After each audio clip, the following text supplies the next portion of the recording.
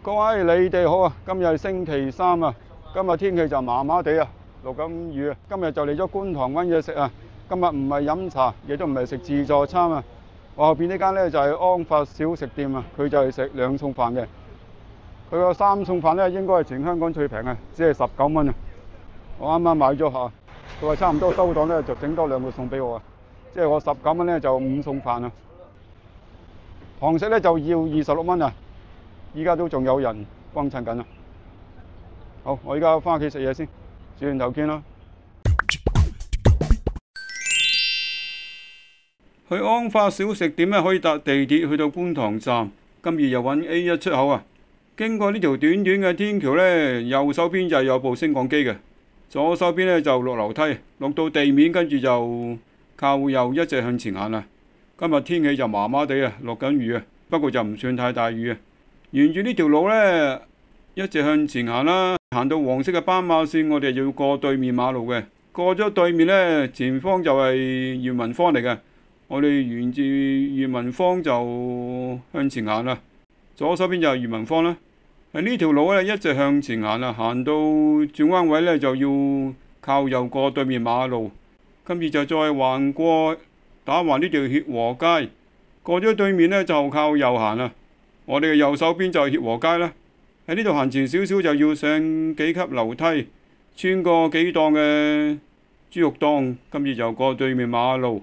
過咗對面馬路呢，一直喺條少少嘅斜路向前行啊，沿住手指嘅方向行呢，行到學校前面呢，就係安發小食店啦。依家到咗啦，亦可按照圖中嘅地圖啊，去到安發小食店嘅。安發小食店就喺中學嘅隔籬啊。今日1點9差唔多嚟到呢，都有幾個街坊喺度賣緊兩餸飯啊。安發小食店呢就細細間啊，一眼就望晒啊。餐牌呢就貼咗喺塊玻璃嗰度啦。早餐呢就有粥粉麵啦，同埋腸粉啊，就6點半左右就供應噶啦。到10點幾呢，就開始賣兩餸飯啦。三餸飯嘅餐牌呢就喺中間呢一度啦。就有炸雞翼啦、炸魚、豬手、排骨、榨菜、豬肉碎，跟住有荷包蛋啦、番茄蛋、鹹蛋，仲有時菜啊、涼瓜同埋菜粉絲嘅。三餸飯堂食呢就要加7蚊嘅，攞走就19蚊啦。營業嘅時間呢就係星期一至到星期六啊，逢星期日就休息，但係公眾假期呢都會照常營業嘅。右邊呢張呢就係三餸飯嘅價錢啦，加例湯就21蚊，加飲品就22蚊，下低就啲粥類嘅同埋炒粉麵飯嘅價錢啊。小食店呢就唔收500蚊同埋1000蚊紙嘅。依家見到呢就係三餸飯啊，加湯同埋一啲粥類啊嘅價錢，亦都有少少嘅餐具同埋調味料嘅。堂食嘅座位就唔多啊，入邊有一條吧台，出邊呢就有張細嘅台仔。趁婆婆幫我畢緊飯嗰時呢，就同婆婆傾多幾句嘢。哇，做咗40幾年啊，都唔簡單。真㗎，唔係假。我今年82。82歲。我40歲，唔夠40。呢度做咗40幾年㗎。真㗎。一個人做啊？以前唔係，而家生意差咗。哦，以前就好啲就。以前客人冇人追。而家經濟唔好。依家好多兩餸飯啊。係啊。婆婆收錢。好啊。